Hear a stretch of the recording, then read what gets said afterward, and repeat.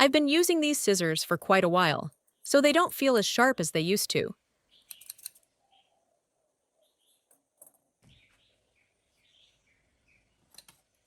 I'll try cutting a piece of fabric to test them.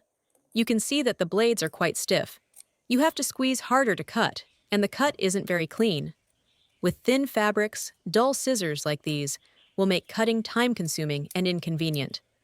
Next, I'll try cutting a piece of paper. Although the scissors can still cut, you can see that the edges of the paper are quite messy. The cut isn't straight, and it's not as clean as when using sharp scissors. This is also a sign that the blades have become dull after prolonged use. So how can you make your scissors cut more smoothly without buying new ones? In today's video, I'll share some simple tips that you can do right at home. After each method, I will test the cutting on fabric and paper so we can see how the actual results change. Let's get started. First, I'll prepare a button cell battery. Then, I'll use a small screwdriver to gently pry and remove the outer casing of the battery. During this process, you should handle it carefully to avoid deforming or leaking the battery. If you see any signs of damage or leakage from the battery, do not continue using it and dispose of it according to the instructions for used batteries. Next, I'll pick up the scissors to carefully examine the blades. This is the part that directly contacts the material when we cut paper, fabric, or many other items. After a period of use, the surface of the scissor blades often accumulates dust, glue, or shows slight oxidation. These deposits can make the blades less smooth, so before trying this trick, I'll clean the blades first. Now, I'll take a sufficient amount of toothpaste and apply it directly to one side of the scissor blade. I'll apply a thin layer so that the toothpaste is evenly distributed on the metal surface, especially near the cutting edge. Once prepared, I'll take the battery and begin gently rubbing it on the blade. I'll move the battery along the length of the blade, from the base to near the tip, repeating several times. Throughout this process, I'll maintain moderate pressure and consistent motion so that the battery always makes contact with the blade surface. After a while, I'll move to the other side of the scissors. Likewise, I'll apply a little more toothpaste to the entire surface of the blade and rub it evenly with the battery several times. I'll try to move the battery across most of the blades so that both sides are treated equally. During this process, I'll continuously switch the direction of the rubbing between the two sides of the blade. After scrubbing one side a few times, I switch to the other side and repeat this process several times. Switching back and forth helps distribute the scrubbing relatively evenly across both blades, instead of concentrating it on only one side. After completing the scrubbing of the surface of both blades, I proceed to treat the contact area between them. At this point, I place the battery in the correct gap between the two blades, then gently pull the battery out and push it back in repeatedly along the length of the blade. I do this several times at a moderate speed so that the battery passes through the entire cutting edge between the two blades. I will repeat these steps a few more times before moving on to the next step. After completion, I will wipe off all the remaining toothpaste from the blades and check if the scissors' ability to cut paper and fabric has improved. Now, I'll check the results again by cutting a piece of paper. You can see that the cut is improved compared to the beginning. The blades glide a little smoother, and the edges of the paper are cleaner than before. However, in my personal opinion, this result is still not quite what I wanted. I still want the scissors to cut even more smoothly, so I'll try another method to see if it makes a difference. This time, I'll use a small drill bit.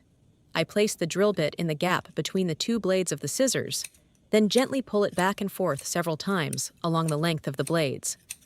I do this with moderate pressure and a steady speed. There's no need to do it too quickly or too forcefully. You don't necessarily need to sharpen it for too long. I only do it for a moderate amount of time and then stop to check the result. In my opinion, checking each step makes it easier to observe the changes than sharpening continuously for a long time. After completion, and here are the results after the second processing. In my opinion, this time the scissors cut significantly better. The cut on the paper was neater, less messy, and the cutting action was easier than the previous test. Next, I will try again with the piece of fabric that the scissors initially had difficulty cutting. You can observe that this time the blades moved more smoothly, without the feeling of getting stuck as much as before, and the cut on the fabric was more even and neat than initially. After testing the scissors' cutting ability, I'll guide you through another step to clean the blades. First, I prepare a plastic container of sufficient size and place the scissors inside. Next, I put some baking soda into the container and sprinkle it evenly over the blades. Then, I slowly pour Coca-Cola into the container until the blades are completely submerged. When the Coca-Cola comes into contact with the baking soda, you'll see a bubbling effect. This reaction helps the solution penetrate small areas on the blade's surface, helping to loosen dirt and residue during scrubbing. To increase cleaning effectiveness, I take an old toothbrush and gently scrub both sides of the blades. I brush from the base of the scissors to the tip, paying attention to thoroughly cleaning the area near the cutting edge and the joint between the two blades, as these are areas where dirt often accumulates after prolonged use. I moved the brush steadily for a few minutes to allow it to clean any remaining residue on the surface. After feeling that the blades were clean, I rinsed the scissors under running water to remove any remaining baking soda.